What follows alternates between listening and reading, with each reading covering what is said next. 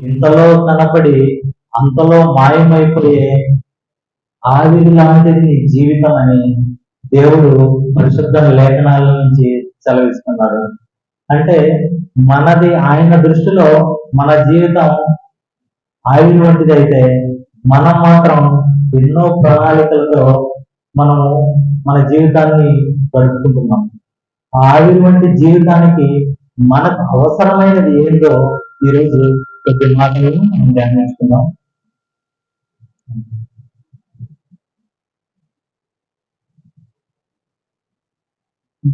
యాకోబు పత్రిక 4వ అధ్యాయం 14వ వచనం.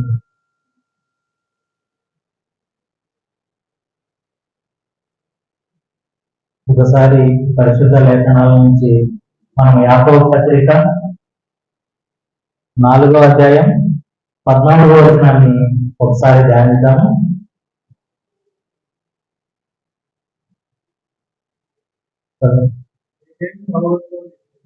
రేపు ఎన్ని సంభవించినో మీకు తెలియదు, మీ జీవం ఏపాటిది, మీరు కొంతసేపు కనబడి అంతలో మాయమైపోవు ఆవిరి వంటి వారే.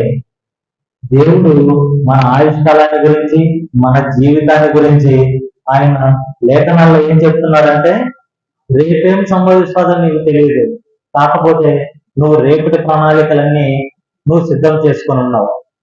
నీ ఆయుష్కాలము ఇంతలో కనపడి అంతలో మాయమైపోయే ఆవిరి వంటిది.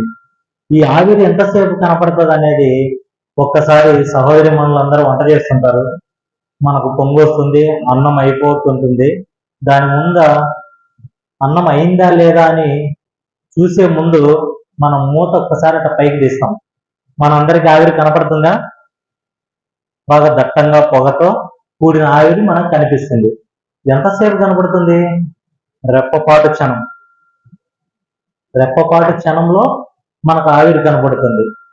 ఈ రెప్పపాటు క్షణంలో కనిపించే ఆవిరి లాంటిదని దేవుడు ఉద్దేశం ఏందో దాన్ని కొంచెం మనం పరిశీలన చేద్దాం.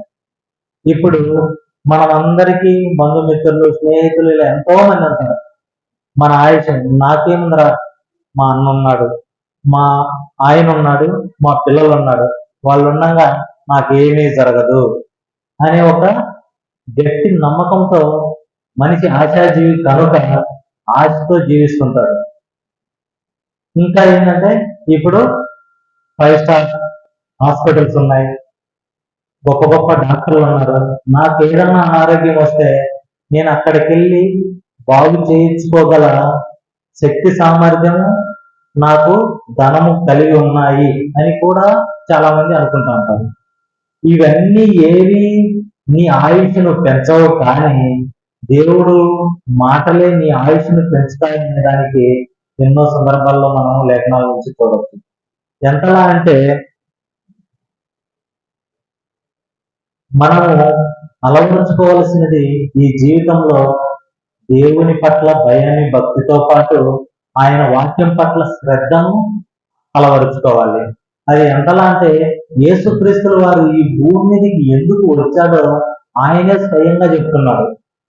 ఆయన ఈ భూమి మీద 33.5 సంవత్సరాల కాల వ్యవధిలో ఆయన బ్రతుకును మన కళ్ళ ఎదుట పెట్టి, నా బ్రతుకు మీకు మాదిరికరం, నేను తండ్రి దగ్గర ఏం చూశానో అదే ఇక్కడ చేసి మిమ్మల్ని కూడా చేయమంటున్నాను, నేనున్న పరలోకానికి మీరు రావాలంటే నా మార్గంలోనే మీరు నడవాలని మనకు మాదిరి ఇచ్చిపోయి ఉంటాడు. ఆ మాదిరి ఇచ్చిపోయిన మనందరికీ మాదిరి, మనం పరలోకం చేరాలంటే మనకు మాదిరి అయ్యేది యేసుక్రీస్తుల వారు. ఆ యేసుక్రీస్తుల వారే స్వయంగా చెప్తున్న మాట ఒకసారి మనం పరిశీలన చేస్తే, మార్కు సువార్త 1వ అధ్యాయం 38వ వచనం. ఆయన ఈ భూమి మీదకి ఎందుకు వచ్చాడో ఆయన సెలవిస్తున్న మాట ఒకసారి చదవండి. ఆయన అంటే ఎవరు? యేసుక్రీస్తుల వారు. ఇతర సమీప గ్రామములలోనూ నేను ప్రకటించుటప్పుడు వెలుగుదముగా ఉంది, ఇందు నిమిత్తమే కదా నేను బయలుదేరి వచ్చి తినని వారితో చెప్పాను. యేసుక్రీస్తుల వారు ఎందుకు వచ్చారంటే ఈ భూమి మీదకి ఇతర సమీప గ్రామములలో ప్రకటించు నిమిత్తం. ఏమి ప్రకటించడానికి? తండ్రి మాటలను ప్రకటించడానికి, సువార్తను ప్రకటించడానికి ఆయన పరలోకం నుంచి భూమి మీదకి వచ్చినట్టుగా లేఖనాలు మనకు సెలవిస్తున్నాయి. మనం మాత్రం మనం ఎందుకు వచ్చామని ఎవరన్నా నాన్న నీకు ఈ భూమి మీద ఎందుకు రా నాయన, ఏం పని, నీ గోల్ ఏందని మనల్ని ఎవరన్నా అడిగినారనుకో, చదువుకున్న వాళ్ళను, లేకుంటే పెళ్ళైన వాళ్ళను, లేకుంటే చిన్న పిల్లలను, వాళ్ళని గోల్ అడిగామనుకోండి, చదువుకున్న వాళ్ళు నేను ఉద్యోగం సాధించడం నా గోల్ అంటారు. లేకుంటే చదువుకుంటున్న పిల్లలను నేను బీటెక్, ఎంటెక్, లేదు ఇంకా ఎంబీబీఎస్ ఇలా చేయడం నా గోల్ అంటారు. లేదు పెళ్ళైన వాళ్ళని ఏమన్నా అడిగినామనుకోండి, పిల్లలు కలిగిన తర్వాత వాళ్ళని ఉన్నత విద్యలు చదివించడము నా గోల్ అంటాం. ఇంకా పెద్దలు అంటే పెళ్ళిడికి వచ్చిన పిల్లలను ఉన్న పెద్దలను అడిగినామనుకో ఏమంటారు, వారికి నా పిల్లలకు పెళ్లి చేసి వారిని ఒక ఇంటి వారిని చేయడము నా గోల్ అంటారు. ఇలా ఎన్నో గోల్స్ పెట్టుకున్న మనముకు యేసుక్రీస్తుల వారు గోల్ చూపిస్తున్నారు. ఏంటంటే ఇతర సమీప గ్రామములలో ప్రకటించే నిమిత్తమే కదా నేను వచ్చినానని. మనకు కూడా ప్రకటించే బాధ్యత, దేవుని సువార్తను ప్రకటించే బాధ్యత యేసుక్రీస్తుల వారు మన మీద పెట్టి ఉన్నాడు. ఇంకా ఇంకా ఏం చెప్తున్నాడంటే, మనకు ఏదన్నా ఆర్థికంగా రావాల్సిన దానికోసం ఎంత దూరమైనా వెళ్తాం. సపోజ్ ఈ గవర్నమెంట్ రాకముందు తెలుగుదేశం గవర్నమెంట్ లో వృద్ధులకు పెన్షన్ ఎక్కడ ఇచ్చేవారు?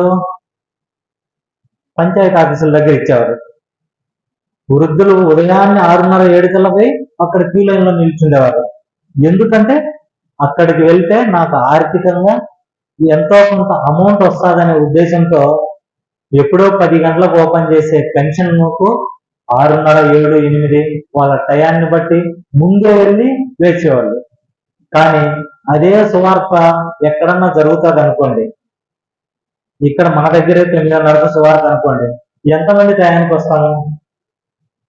మన పని పాటలు అన్ని ముగించుకొని ఇంకా ఏదన్నా ఉంటే తెచ్చుకున్న కట్టాముక్క అంతా రెడీ చేసుకొని ఇంట్లో రెడీగా పెట్టుకొని మనము చర్చి ముగించి వెళ్ళిన తర్వాత ఇంటికి పోతానే తినేంతగా రెడీ చేసుకొని, చర్చే కదా లేటుగా పోయినా ప్రాబ్లం లేదు, మనల్ని అడిగేవారు ఎవరున్నారు? మాస్టర్ గారికి వందనాలు చెప్పేస్తే సైగ్గా అయిపోతాడు, సైలెంట్ అయిపోతాడు అని అనుకుంటాం. మనందరికీ సృష్టికర్త అయిన దేవుడు రేపు మనల్ని అడుగుతాడనే విషయం ఏ ఒక్కరు మనము గమనించలేదు. ఇక్కడ మనం వచ్చిన నిమిత్తం ఏంటి అంటే, మనం కూడా వాక్యం కోసం వేగిరపడి త్వరగా రావాలి. ఎంతలా అంటే దక్షిణ దేశపు శివారాన్ని ఆమె వేరే దేశం నుంచి వాక్యము చెప్తుంటే ఒక దేశం నుంచి ఇంకొక దేశానికి ప్రయాణించి వాక్యం విన్నట్టుగా మనం లేఖనాల్లో చూస్తాం.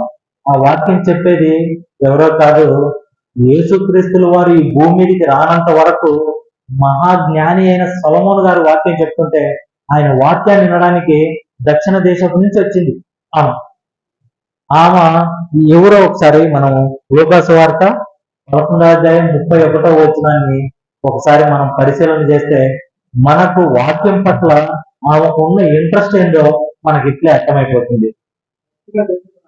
దక్షిణ దేశపు రాణి విమర్శ కాలమున ఈ తరము వారితో కూడా లేచి వారి మీద నేరస్థాపన చేయును. ఆమె సొలొమోను జ్ఞానం వినుటకు భూమ్యాంతముల నుండి వచ్చెను. ఇదిగో సొలొమోను కంటే గొప్పవాడు ఇక్కడ ఉన్నాడు. ఇక్కడ చెప్పేది ఎవరు? ఈ మాట చెప్పేవాడు ఎవరు? యేసుక్రీస్తుల వారు.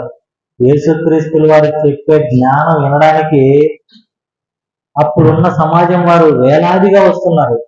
కానీ ఇక్కడ యేసుక్రీస్తుల వారి ముందు తరంలో ఉన్న సొలొమోను గారు ప్రకటించేటప్పుడు ఆయన యేసుక్రీస్తుల వారే చెప్తారు, సొలొమోను ఎలాంటి జ్ఞాని? సొలొమోను ఎలాంటి జ్ఞాని? ఈ భూమి మీద సొలొమోను అంటే జ్ఞానవంతుడు లేడు. ఎవరు రానంత వరకు? యేసుక్రీస్తుల వారు ఈ భూమి మీదకి రానంతటి వరకు ఆయన్ని మించిన జ్ఞానవంతుడు లేడు. అలాంటి జ్ఞానవంతుడు చెప్పే మాటలు వినడానికే దక్షిణ దేశపు శ్రీవారాన్ని ఆయన మాటలు వినడానికి సొలొమోను పాదాల చెంతకు వస్తే ఇప్పుడు చెప్పేది ఎవరు? యేసుక్రీస్తుల వారు. ఆయన ఎలాంటి వాడు? రాజులకు రాజు. ఈ సృష్టి యావత్తు ఆయన లేకుండా కలగలేదు. అలాంటి శక్తివంతుడైన యేసుక్రీస్తుల వారు జ్ఞానం బోధించేటప్పుడు ఎలా ఉండాలనో ఆ వాక్యం నుంచి మనము నేర్చుకోవాలి. ఇంకా మన వాక్యాన్ని చూస్తే చాలా మంది ఎవరైనా వచ్చిన తర్వాత ముందు స్పీకర్ ఉన్నాడు అనుకోండి, ఫలానా టైంకి మీకు అంత టైమింగ్స్ అన్నీ తెలుసు. టైం ఎన్ని గంటలకు చర్చి స్టార్ట్ అవుతుంది, ఎన్ని గంటలకు ఆరాధన వర్తమానం స్టార్ట్ అవుతుంది, తర్వాత ఎన్ని గంటలకు బల్ల వర్తమానం స్టార్ట్ అవుతుంది, అన్నీ తెలుసు. ఆ టైంలోనే మనం చర్చిలో పనులు పెట్టుకుంటుంటాం. ఆ టైంలోనే అంటే వచ్చిన సహోదరులకు కానీ సహోదరిమణులకు కానీ అన్నం ఆ టైంలోనే వండుతుంటాం. నేను వండడం తప్పనడం లేదు. కొంచెం టైం చూసుకొని 1 గంట ముందు వచ్చి సకాలంలో మన పనులన్నీ చేసుకొని వాక్యం, అది చిన్న పెద్ద అని తేడా లేకుండా వాక్యం ఎవరు చెప్తున్నా దగ్గర ఉండి వాక్యం వినడం నేర్చుకోవాలి. ఇలాంటి వారి కోసమే దేవుడు బైబిల్ గ్రంథం నుంచి 2 సహోదరి మనులను మన కోసము, వారి జీవితాలను మన కోసం రాయించి ఇచ్చాడు. వారు ఎవరో కాదు, మరియా మార్తా. సాక్షాత్తు యేసుక్రీస్తుల వారు సువార్త ప్రకటన నిమిత్తం ఆ ఊరికి వెళ్ళినప్పుడు 2 సహోదరి మనులను ఆయన ఇంట చేర్చుకొని, ఒకరు వాక్యం కోసం యేసుక్రీస్తు వారి పాదాల దగ్గర ఉంటే, ఇంకొకరు విస్తారమైన పనిపాటులతో పనుల్లో మునిగి ఉంటారు. అలాంటి వారు ఎవరో ఒకసారి లేఖనాల నుంచి మనం ఒక్కసారి పరిశీలన చేద్దాం. లూకా సువార్త 10వ అధ్యాయం 38 నుంచి 42 వరకు. అంతటి వారు ప్రయాణమైపోతుండగా ఆయన ఒక గ్రామంలో ప్రవేశించును. మార్తా అను ఒక స్త్రీ ఆయనను తన ఇంట చేర్చుకొనెను. ఆమెకు మరియా అను ఒక సహోదరి ఉండెను. ఈమె యేసు పాదముల యొద్ద కూర్చుండి ఉండి ఆయన బోధ వినుచుండెను. మార్త విస్తారమైన పని పెంచుకొనుట చేత తొందరపడి క్రీస్తుల వారి దగ్గరికి వచ్చి, ప్రభువా, నేను ఒంటరిగా పని చేయుటకు నా సహోదరి మరి నన్ను విడిచిపెట్టినందున మీకు చింత లేదా? నాకు సహాయం చేయమని ఆమెతో చెప్పుమనెను. అందుకు యేసుక్రీస్తుల వారు, మార్తా మార్తా, నువ్వు అనేకమైన పనులను గురించి విచారము కలిగి తొందరపడుతున్నావు గాని అవసరమైనది ఒక్కటే. మరియా ఉత్తమమైన దానిని ఏర్పరచుకొనెను, అది ఆమె యొద్ద నుండి తీసివేయబడదని ఆమెతో చెప్పాను. ఇక్కడ సందర్భాన్ని మనం ఒక్కసారి గమనిస్తే, మరియా మార్తా ఇద్దరు అక్కా చెల్లెళ్ళు. మరియా ఏమో యేసుక్రీస్తుల వారి జ్ఞానవాక్కులు వినడానికి ఆయన పాదాల యొద్ద కూర్చొని ఆయన చెప్పే మాటలను వింటున్నది. మార్తమ్మ గారేమో విస్తారమైన పనిపాటలు పెట్టుకొని అలిసిపోయి యేసుక్రీస్తుల వారు దగ్గరకే వచ్చి, నేను ఇలా విస్తారమైన పనులు పెట్టుకున్నాను, మా అక్క ఏమో నీ దగ్గర వాక్యం వింటుంది, నేను అలసిపోతున్నాను, ఆమెను వచ్చి నా దగ్గర వచ్చి కొంచెం సహాయం చేయమని నేను ఇంత చింతిస్తున్నాను, నాకు పనిపాట్లలో తోడుండమని ఆయనకు చింత గురించి నేర్పుతుంది. అందుకు అందరి మనస్తత్వాలు ఎరిగిన యేసుక్రీస్తుల వారు ఏమంటున్నాడు, అమ్మా, నువ్వు సరైన మార్గాన్ని ఎంచుకోకపోగా సరైన మార్గాన్ని ఎంచుకున్న మరియను చెడిపివేయాలన్నట్టు చూస్తున్నావు అన్నట్టు ఆమెను హెచ్చరిక చేస్తున్నారు. ఆమె మార్గం సరి అయినది. ఆమె ఎక్కడుంది? వాక్యం దగ్గర ఉంది. ప్రభువు పాదాల దగ్గర ఉంది. ప్రభువు పాదాల దగ్గర వాక్యం నేర్చుకుంటుంది. ఆ వాక్యం నేర్చుకోవడం సరైనది. నీకు ఎన్ని పనులున్నా సకాలంలో వచ్చి వాక్యమిని తర్వాత కావాలంటే పని చేసుకోండి. లేదు అంతకు పని ముగించలా, 1 గంట ముందు రండి. 1 గంట ముందు వచ్చి పనులన్నీ చేసుకొని సకాలంలో చర్చిలో ఉండి వాక్యం వినడాలి. ఆ వాక్యం ఎలాంటిదంటే, మనకు కావలసినది ఈ ప్రపంచంలో ఏదైనా ఉంది అంటే అది ఒక వాక్యమే. అది ఎంతలా అంటే నీకు నన్ను ప్రతి ఒక్కరిని అదే బ్రతికిస్తుంది.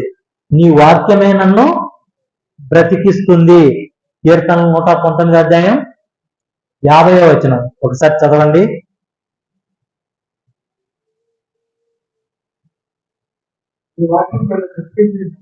నీ వాక్యమే నన్ను బ్రతికించి ఉన్నది,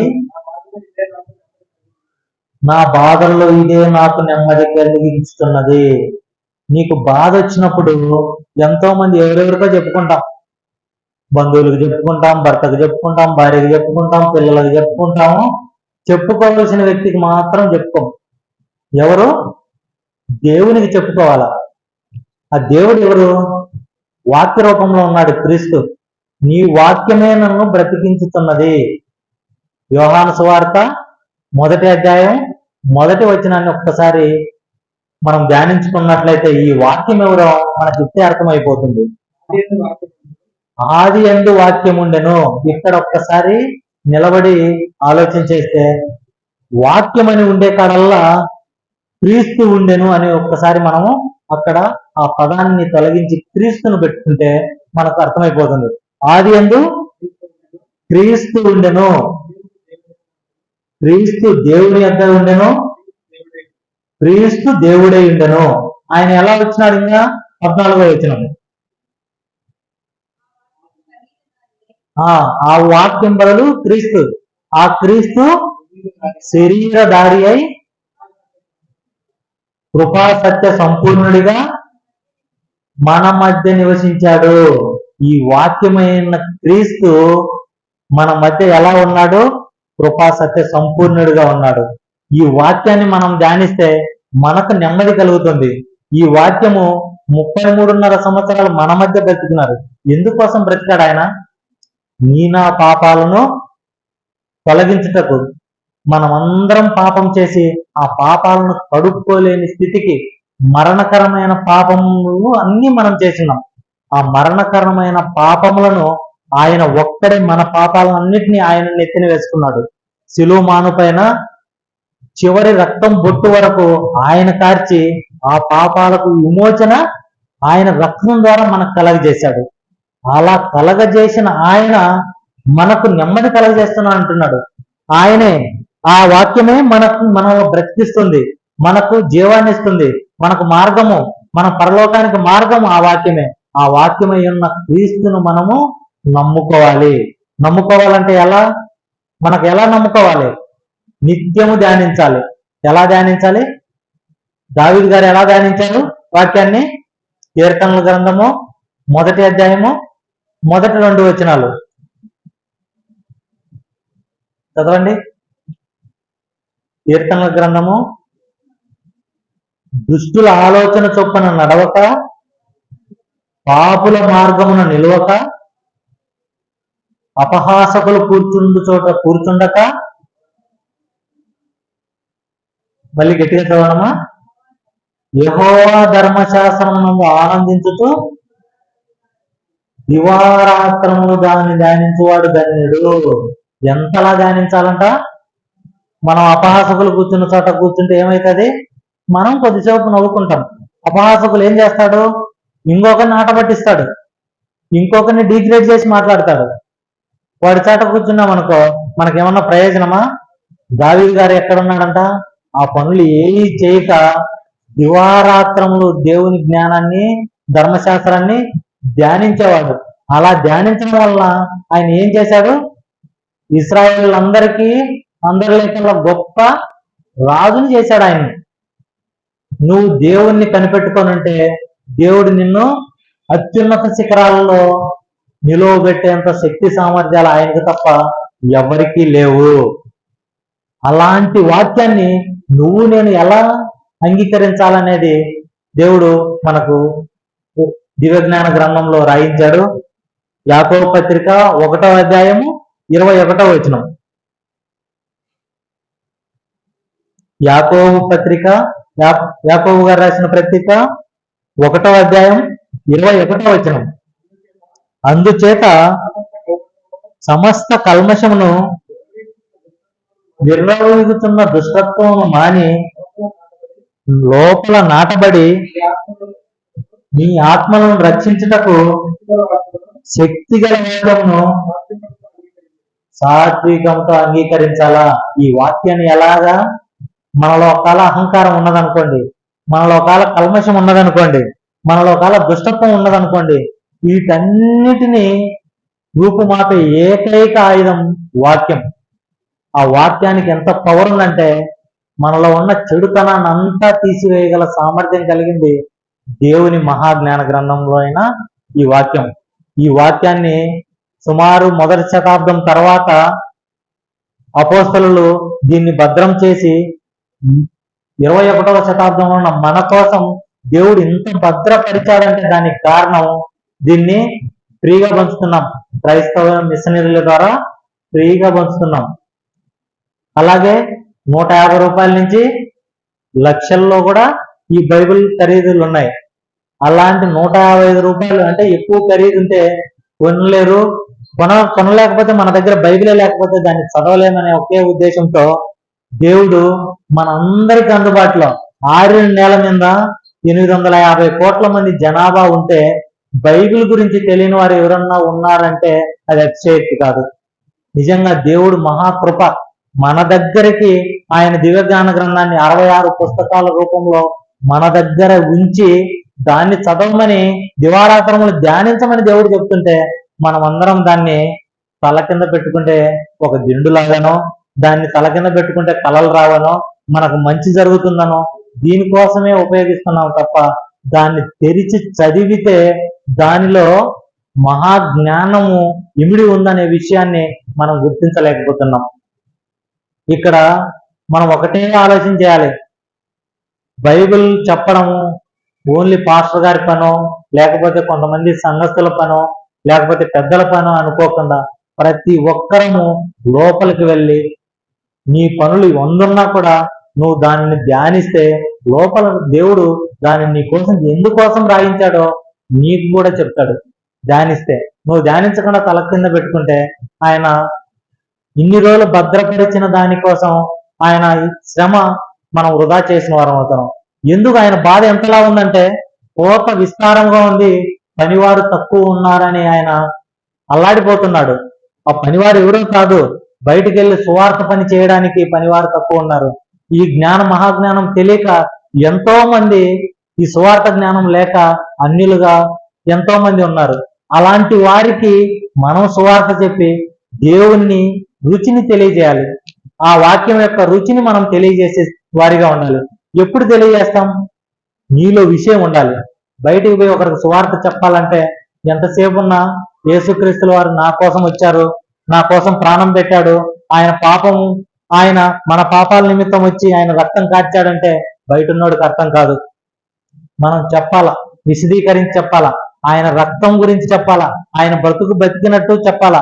ఆయన ఈ లోకంలో 3.5 సంవత్సరమే సువార్త చేసిన తల్లిదండ్రులకు ఎలా విధేయతగా బతికాడో చెప్పాలా, ఆ సువార్త ఎలా చేశాడో చెప్పాలా. ఆ సువార్త పనిలో ఉన్నవారినే నా సహోదరులు, నా సహోదరిమణులు, నా తల్లిదండ్రులు అన్నాడు.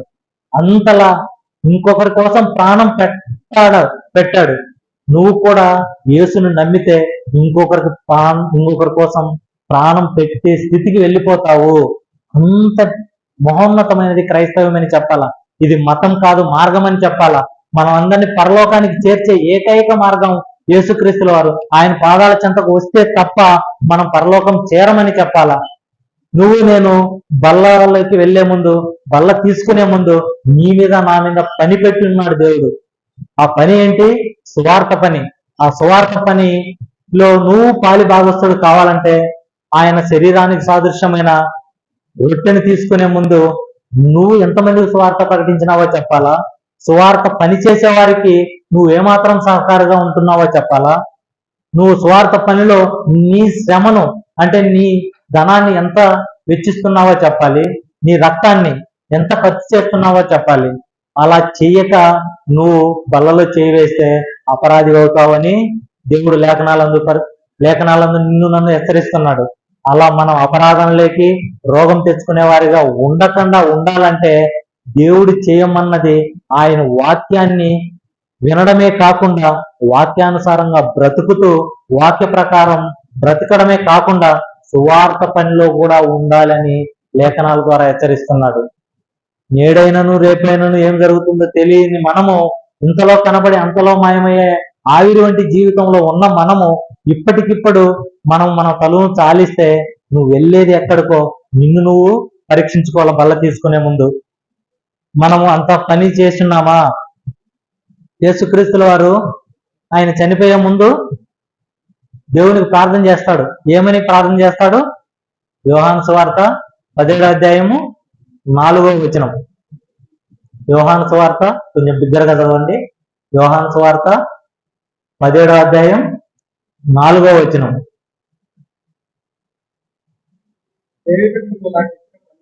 చేయుటకు నువ్వు నాకు ఇచ్చిన పని నేను సంపూర్ణముగా నెరవేర్చి భూమి మీద నిన్ను మహిమపరిచితిని. చదువు.